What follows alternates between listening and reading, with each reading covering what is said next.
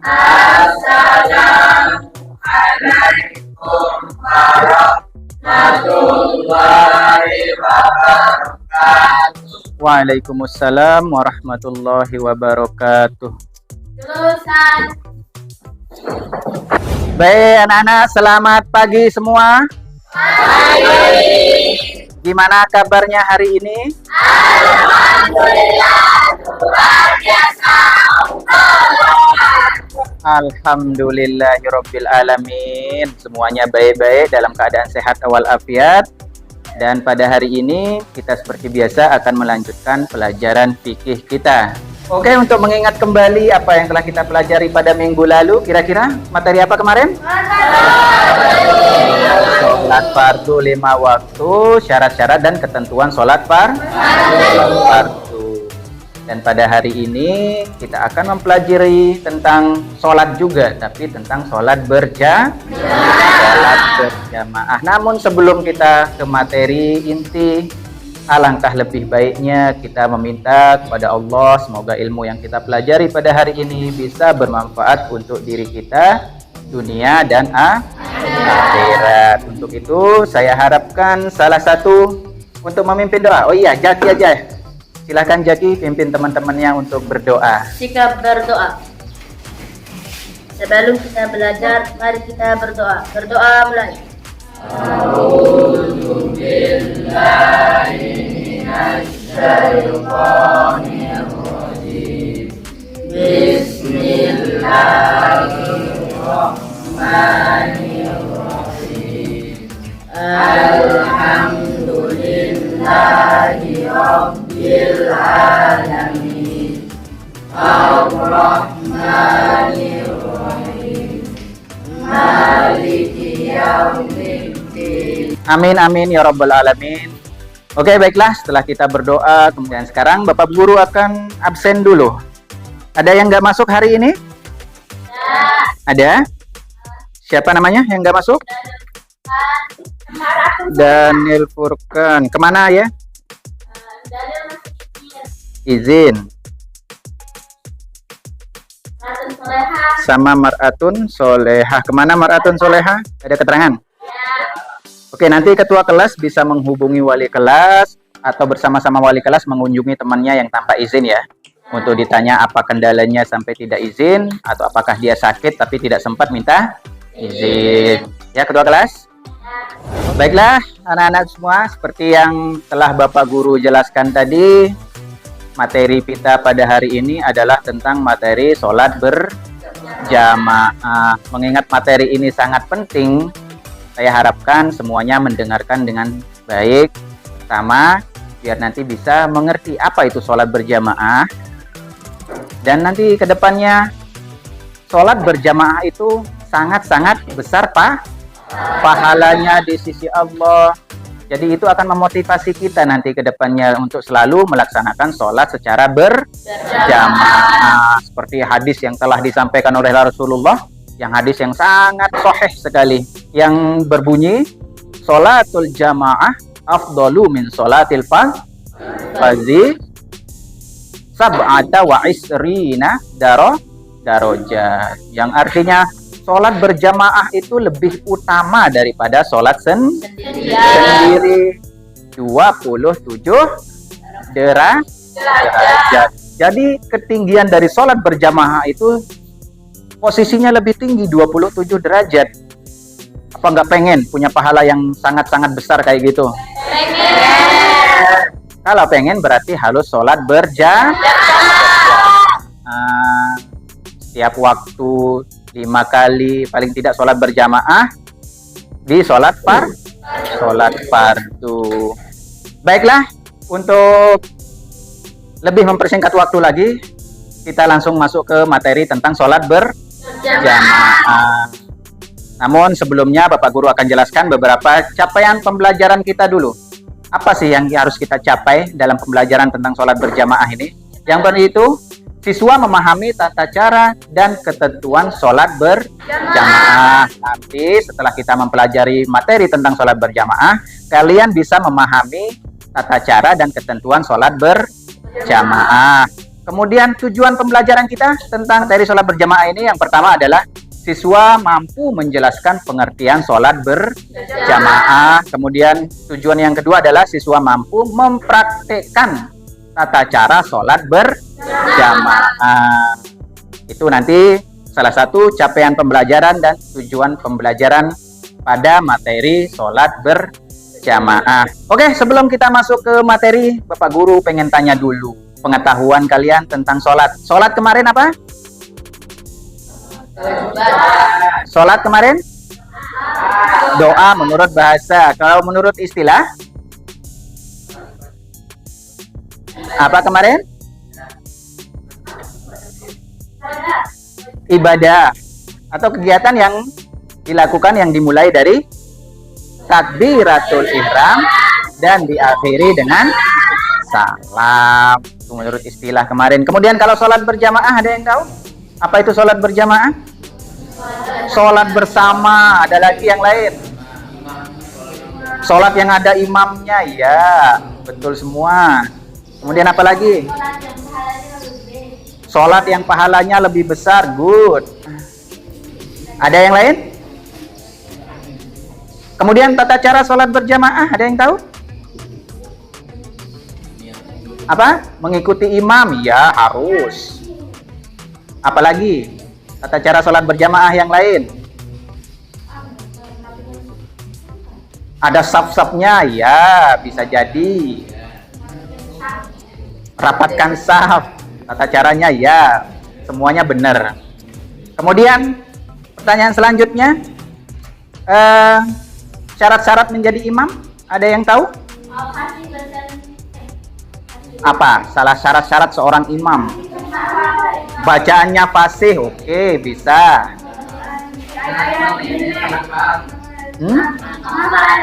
Hafal ayat-ayat Al-Quran, bisa jadi. Islam ya harus, kalau Islam balik. Apalagi syarat-syarat seorang imam, sebut aja. Laki-laki. Perempuan emang nggak bisa jadi imam? Bisa kalau sama-sama perempuan, boleh. Bukan syaratnya laki-laki ya. Oke, dari pertanyaan-pertanyaan Bapak Guru yang tadi, semuanya akan terjawab setelah kita mempelajari materi tentang sholat berjamaah. Baiklah, Pak Guru akan menjelaskan beberapa materi secara ringkas saja, nggak terlalu mendalam, karena kebanyakan kita nanti akan mempelajari lebih jauh lagi diskusi ya. Nanti diskusi, kemudian per kelompok. Baik, untuk materi yang pertama, pengertian dan dalil keutamaan sholat berjamaah. Nah, di sini sudah dijelaskan, sholat berjamaah adalah sholat yang dilakukan secara bersama, kemudian dipimpin oleh orang yang ditunjuk sebagai imam. Jadi pengertian sholat berjamaah ini adalah ada makmum, ada imam, meskipun dia cuma berdua, yang satu jadi imam, yang satu jadi makmum, itu udah termasuk sholat berjamaah. Kalau sholat mufarid, kebalikannya ya, sholat yang dilakukan secara sendirian. Kemudian kita lanjut ke slide yang kedua. Dalil dan keutamaan sholat berjamaah. Seperti yang Bapak Guru jelaskan di awal tadi adalah dalilnya itu hadis riwayat Bukhari dan Muslim yang berbunyi sholatul jamaah afdalu min sholatil fardhi bisab'i wa isrina darajat. Yang artinya Rasulullah bersabda, sholat berjamaah lebih utama daripada sholat sendiri 27 derajat. Oke, selanjutnya tentang syarat sholat berjamaah. Syarat yang pertama itu ada imam. Sholat berjamaah kalau tidak ada imam berarti bukan sholat berjamaah. Misalnya memang banyak orangnya tapi nggak ada yang jadi imam, berarti dia sholat sendiri-sendiri. Kemudian syarat yang kedua ada makmum atau pengikut atau jemaahnya. Ada imam, nggak ada makmum di belakangnya, berarti bukan sholat berjamaah. Kemudian dikerjakan dalam satu majelis atau satu tempat. Jadi yang namanya sholat berjamaah itu ada di satu tempat. Tidak bisa kita berjamaah, misalnya kita nonton di TV di Mekah lagi sholat berjamaah, kemudian kita ikut dari rumah, itu tidak bisa. Di samping karena tidak dalam satu majelis, waktu juga berbeda. Bisa jadi kita di sini udah tengah malam, di Makkah baru sholat Isya, karena perbedaan waktu. Kemudian syarat yang keempat, salatnya makmum sesuai dengan sholat imam. Jadi yang namanya makmum harus mengikuti imam. Imam berdiri, makmum berdiri. Imam ruku, makmum. Imam sujud, makmum sujud. Itu yang dinamakan dengan sholat makmum sesuai dengan sholat imam. Paham sampai di sini? Oke, kemudian syarat-syarat imam. Seperti yang saya Bapak Guru tanyakan tadi, apa sih syarat menjadi imam? Yang pertama, sudah balik. Anak kecil tidak bisa menjadi imam. Kemudian fasih dan hafal bacaan sholat. Fasih itu dia lancar dalam bacaan Al-Quran. Kemudian qalqalahnya benar, makharijul hurufnya juga benar, tajwidnya benar. Itu yang dinamakan dengan fasih. Kemudian bukan orang yang dibenci jamaah.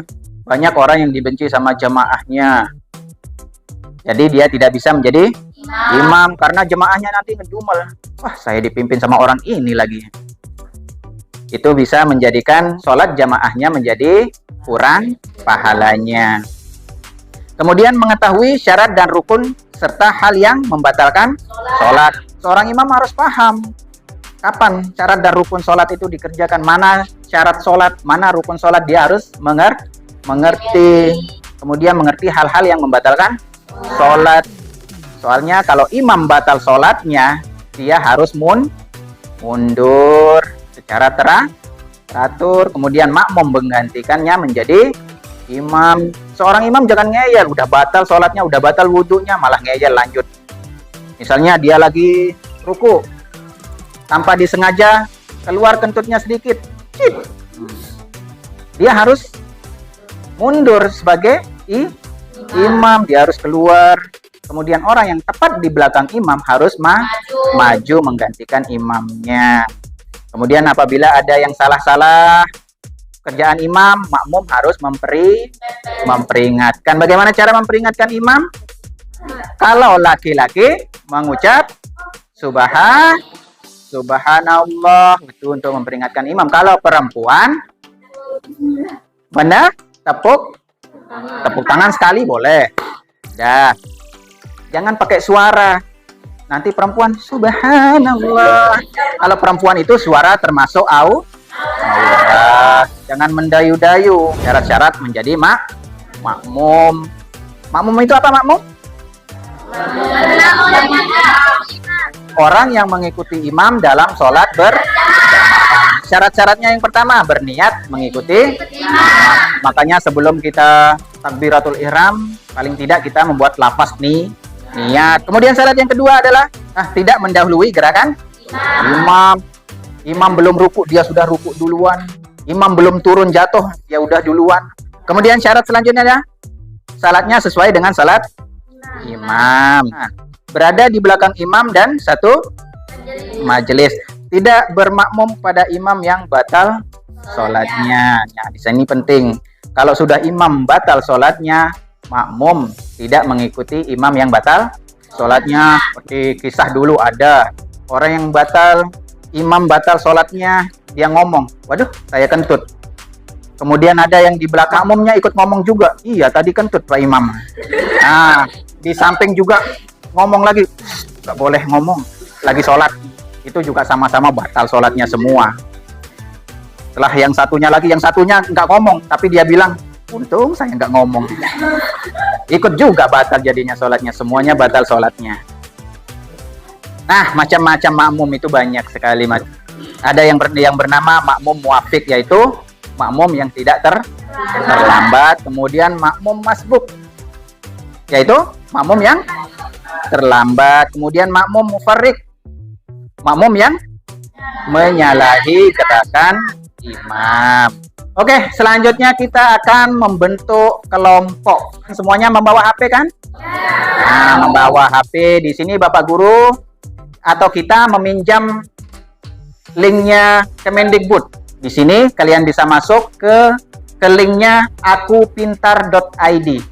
Silahkan masuk ke akupintar.id untuk mengetahui gaya belajar kalian. Tulis saja di Google akupintar.id. Nah, di sana kalian isi survei dulu. Nah, berdasarkan hasil survei nanti kita akan membentuk kelompok sesuai dengan gaya belajar masing-masing nanti ke depannya. Silahkan diisi dulu surveinya.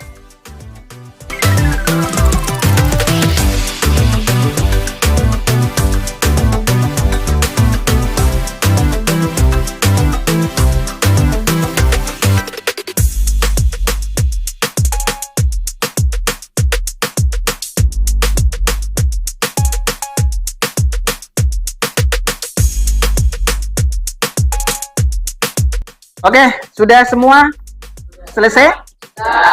Mengisi Aku Pintarnya? Oke, dari survei itu hasilnya apa kira-kira? Saya tanya satu-satu dulu. Hasilnya apa? Visual. Ini selanjutnya? Kinestetik. Hasilnya apa? Auditory. Yang ini? Kinestetik. Jaki? Visual.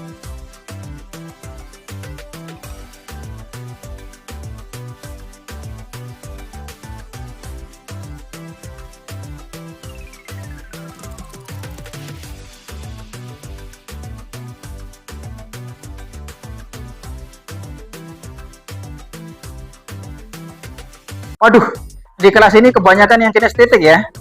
Kinestetik itu berarti bahwa dia senangnya belajar secara gerakan, dia lebih senang sambil bergerak.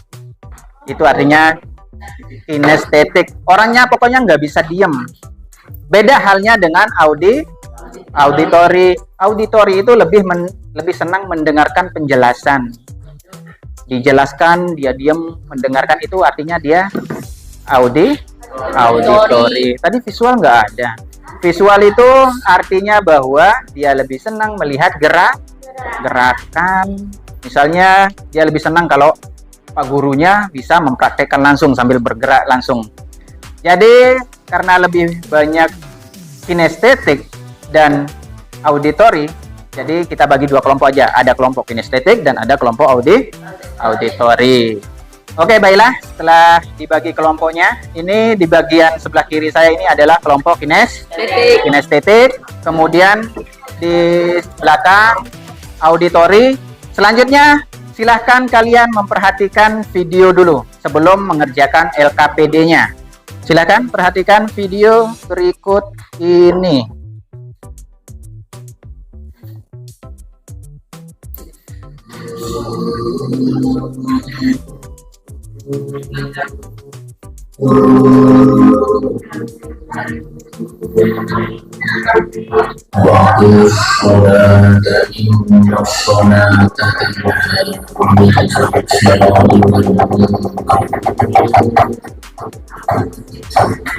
Dirikan sholat karena sesungguhnya sholat dapat mencegah dari berbagai bencana. Perhatikan dengan seksama. Sebelum memulai sholat berjamaah, imam hendaknya menunjukkan makmum agar merapatkan barisannya. Jangan sampai ada celah di antara makmum. Barisan terbilang rapat jika lengan makmum saling dempet satu sama lain. Dalam bacaan sholat seperti takbir dan lain sebagainya, makmum mempelankan suaranya sekiranya didengar oleh dirinya sendiri.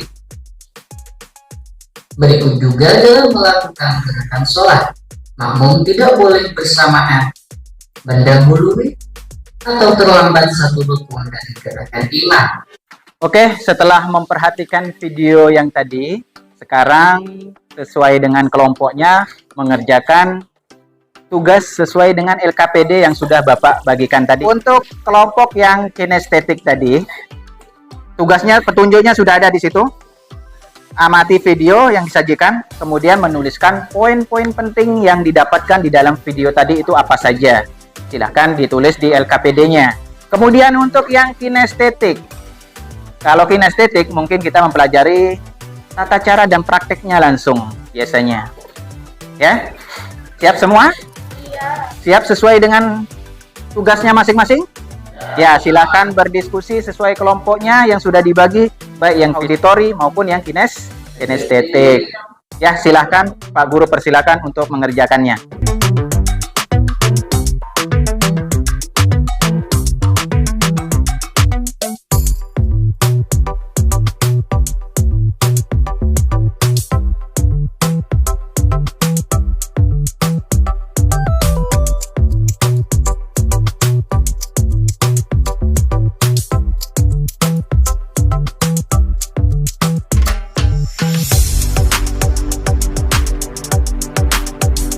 Gimana? Ada kesulitan? Kalau ada yang mau ditanyakan, dipertanyakan.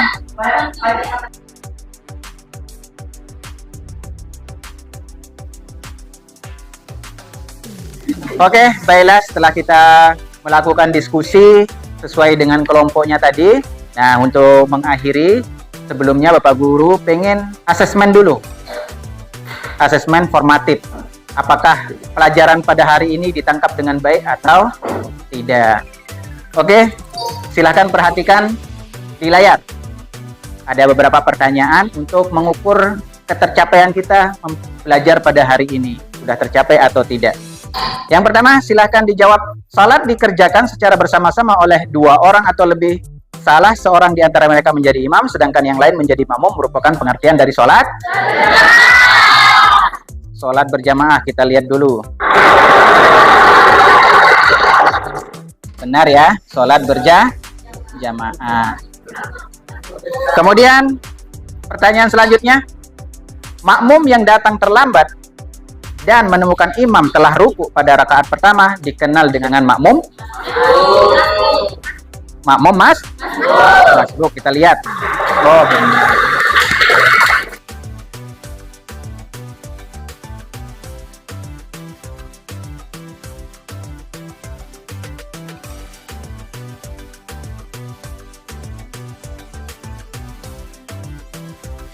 Pertanyaan selanjutnya, salat yang dilakukan sendirian disebut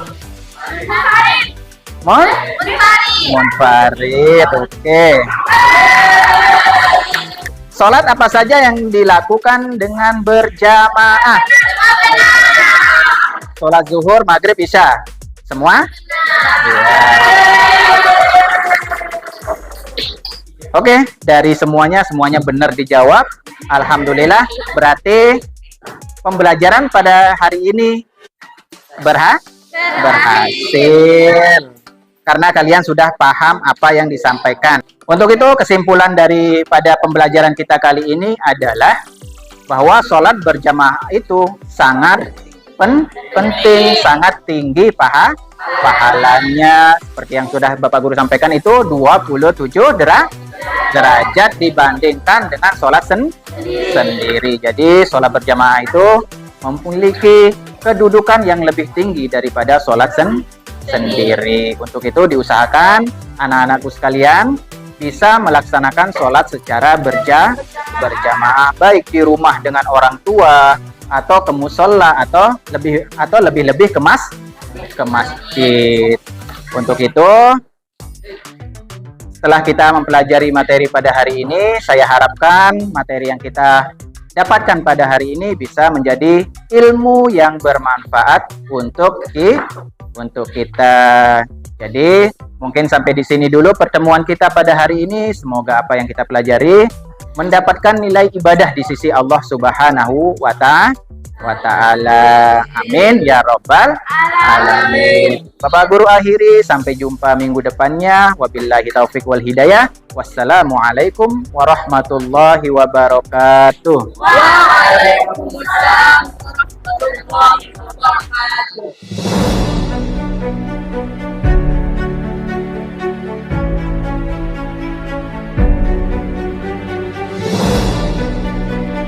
Baiklah anak-anak, assalamualaikum warahmatullahi wabarakatuh.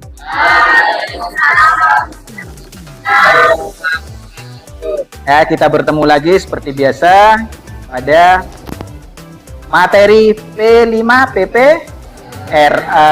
Project penguatan profil pelajar Pancasila dan profil pelajar rahmatan lil alamin. Seperti biasa, kita akan bertemu selama 1 jam pelajaran, 1 JP. Setiap pertemuan itu kita 1 JP. Dan kemarin yang masuk di P5-nya, ada guru yang lain masuk, siapa? Pak Her?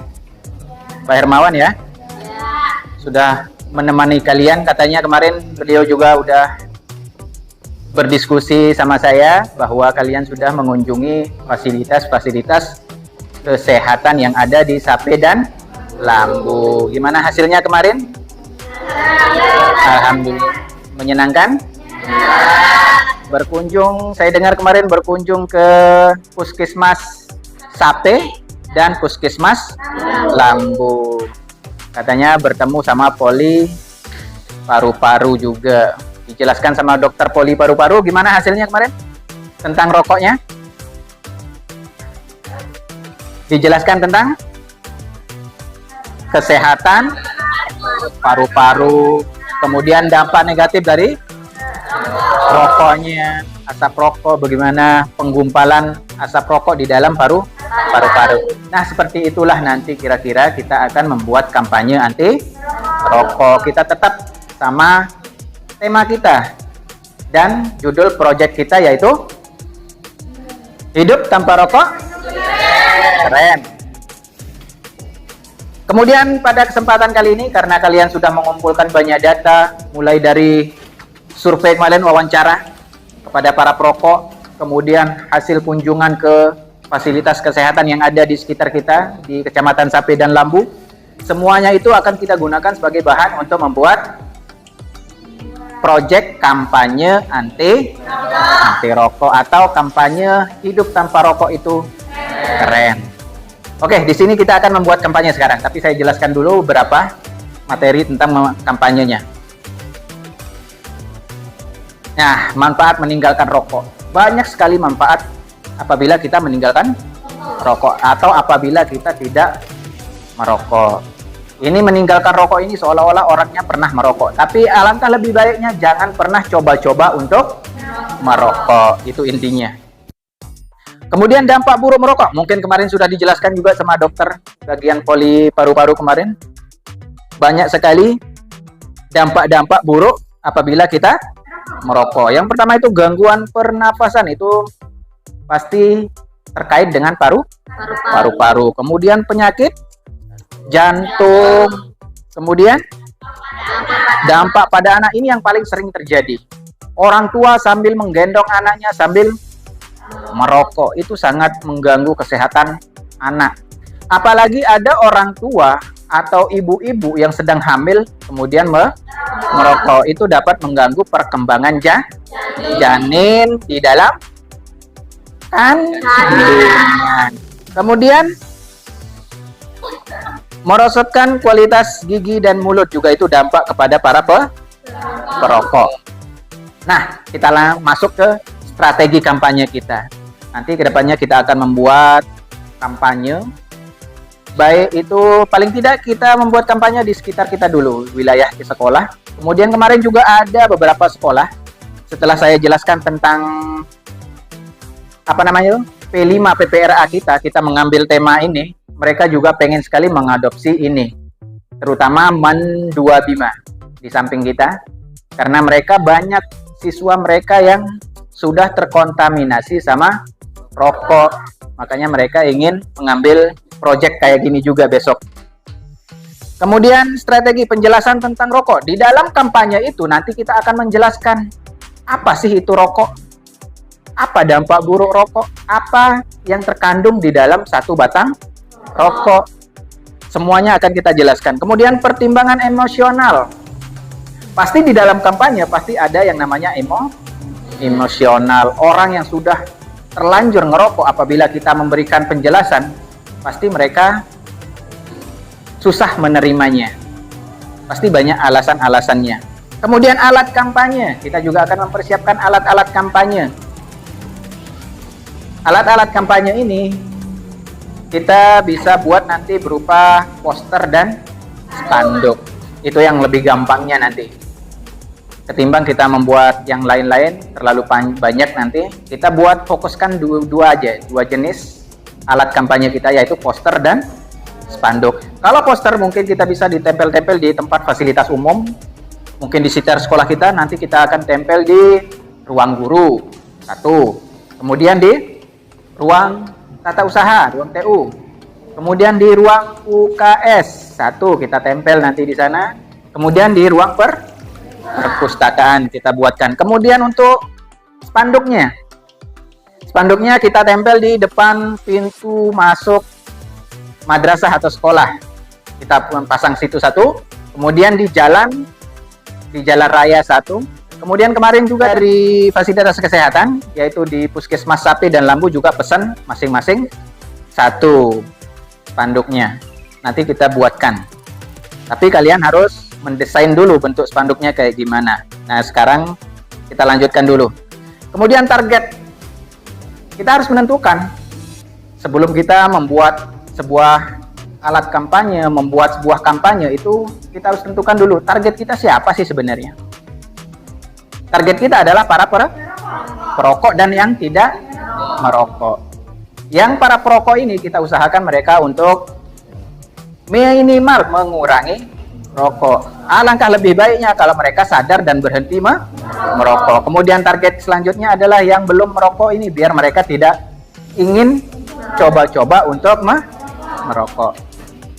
Yang untuk yang belum merokok ini mungkin kita targetnya ke pelajar, pemuda, dan dewasa yang belum, mereka mungkin dalam tahap ingin coba untuk merokok. Kemudian masyarakat umum bagi masyarakat yang sudah merokok. Kemudian metode kampanye. Nah, seperti yang Bapak Guru jelaskan tadi, bahwa metode kita menggunakan metode poster dan spanduk. Nanti kalian desain, buat seperti di slide, seperti di layar. Mungkin sebisa kalian nanti kita sama-sama membuatnya. Ya, seperti inilah. Tubuh manusia, kemudian nanti digambarkan. Ini posternya ya. Kalau spanduknya beda nanti. Kemudian hasil kampanyenya. Nanti kita, tapi ini pembahasannya nanti sebenarnya. Di hasil kampanye setelah kita melakukan kampanye. Nah, kemudian tantangan dalam kampanye anti rokok. Mungkin kita nanti akan lebih fokusnya kepada kalian mencatat. Setelah kita melakukan kampanye nanti, apa tantangannya? Tantangan itu gunanya untuk perbaikan ke depannya. Apakah ada yang salah dengan kampanye kita? Apakah ada kekurangan di dalam kampanye kita? Itu ya. Kemudian selanjutnya, membuat alat kampanye. Ini yang paling penting. Kita melakukan kampanye, harus ada alat kampanyenya. Jangan cuma omong doang, tapi tidak ada alatnya. Nah, sekarang tugas kita adalah membuat alat-alat ini, baik poster maupun spanduk. Kalian diskusi bareng aja, nggak usah saya bagi kelompok, bareng-bareng semuanya membuat, mendesain poster dan spanduknya. Oke, silakan bekerja membuat poster dan spanduk kampanye dengan tema atau proyek kita tanpa rokok. Keren. Posternya minimal buat sekitar 4 lah. 4 poster. Kemudian desain spanduknya 1. Kemudian kita cetak nanti berapa. Tergantung, nanti ada yang menghitung juga berapa kebutuhannya. Kebutuhan poster itu berapa, kebutuhan spanduk itu berapa. Silakan dihitung nanti. Kemudian bagi yang pinter desain silahkan mendesain, tapi semuanya harus memberikan masukan, diskusi bareng. Oke, silahkan.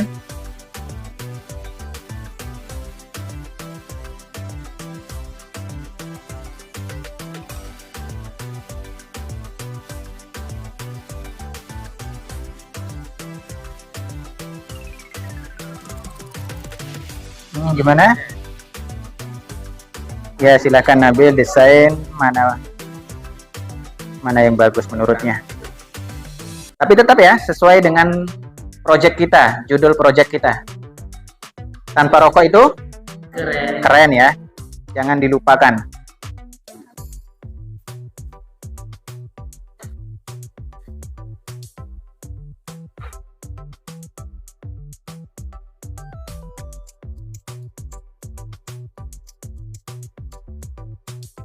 Oke, bagaimana? Udah selesai semua desainnya? Nah, kalau udah selesai, silahkan dikirim ke WA saya aja. Kita bahas bersama-sama hasil desain kalian. Sudah dikirim? Oke, kita lihat. Oh, ini hasil desain dari siapa ini tadi? Nisa. Oke, bebaskan Indonesia dari darurat perokok anak. Nah, berarti target kita kepada anak ya, anak yang baru merokok. Nah, dampaknya itu bisa meningkatkan kemiskinan, kemudian menyebabkan kanker, kemudian mengganggu konsentrasi. Oke, desain ini poster ya. Poster mungkin nanti kita bisa tempel di tempat-tempat umum. Kemudian ini apa? Kok kecil sekali ini desainnya? Nah, ini seperti peringatan ya. Desain ini poster juga. Jangan merokok ya. Oke, bagus. Jangan merokok di tempat kerja, tempat proses belajar, itu berarti sekolah. Jangan merokok di pelayanan kesehatan. Jangan merokok ya di angkutan umum. Jangan merokok di sekolah. Jangan merokok di tempat lainnya. Nah, ini bagus nih desainnya, karena rokoknya seperti setan, seolah-olah rokok itu sangat berbahaya. Bagus, nggak apa-apa, kita pakai. Kemudian dilarang merokok, ini udah biasa sebenarnya, tapi nggak apa-apa. Ini udah umum, tapi kita pakai aja karena tanda itu udah memperingatkan orang untuk tidak merokok atau dilarang merokok. Nah, ini juga peringatan, stop smoking. What now tobacco today? Artinya hari dunia tanpa rokok lah. Kemudian dangers of smoking, bahaya-bahaya merokok sudah dijelaskan di bawahnya. Itu bisa mengganggu hati. Hati itu artinya apa?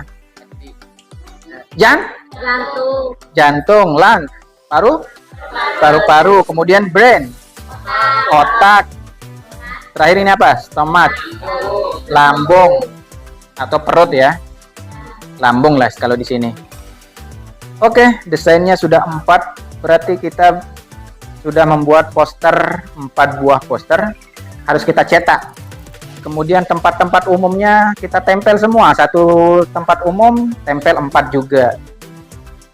4 larangan ini sekaligus. Kemudian di puskesmas juga minta poster dan spanduk, dua-duanya kita kirimkan nanti. Kemudian spanduknya udah dikirim? Sudah? Spanduk. Oh, ini spanduknya desainnya menggunakan apa nih tadi? Microsoft Publish, Word Publish. Ini juga bagus ini. Siapa yang desain tadi? MTSN 2 Bima mendukung gerakan hidup tanpa rokok. Keren. Oke, kita pakai ini untuk jadikan spanduk. Kita nanti bentangkan di jalan, kemudian di puskesmas ya, bukan rumah sakit. Oke, saya anggap semuanya bagus. Kita pakai semuanya karena ini adalah kreativitas kalian semua. Saya tidak ingin menyalahkan kalian. Ini dalam tahap pembelajaran. Besok kita sudah mulai cetak, kemudian nanti kita tempel dan pasang di fasilitas-fasilitas umum. Oke, sampai di sini ada yang mau ditanyakan? Tidak ada? Bagaimana pembelajaran hari ini? Menyenangkan? Enak? Enjoy ya. Jangan terlalu beban. Kita belajar sambil bersenang-senang, mendesain semuanya, kita senang-senang aja. Kemudian habis itu ada hal yang mau disampaikan dulu sebelum kita akhiri? Tidak ada? Oke. Untuk mengakhiri, mari kita berdoa bersama. Semoga proyek kita mendapat ridho dari Allah dan berjalan dengan lancar. Al-Fatihah.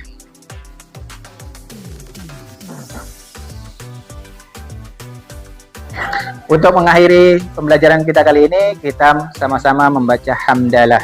Alhamdulillah. Pak Guru akhiri, wassalamualaikum warahmatullahi wabarakatuh. Waalaikumsalam warahmatullahi wabarakatuh.